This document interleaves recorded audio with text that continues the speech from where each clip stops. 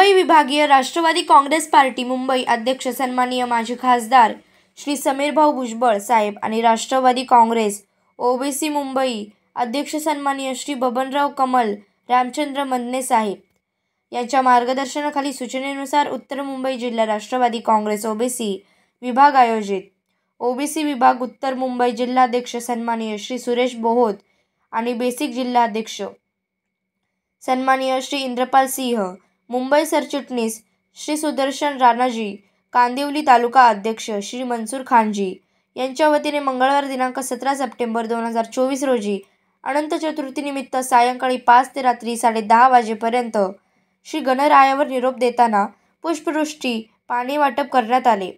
या ठिकाणी भाजपचे आमदार श्री अतुल भातखळकर तसेच विविध मान्यवर नेते मंडळी येऊन भेट देऊन गेले। यावेळी राष्ट्रवादी काँग्रेस पार्टीचे प्रमुख पदाधिकारी कार्यकर्ते मोठ्या संख्येने उपस्थित होते।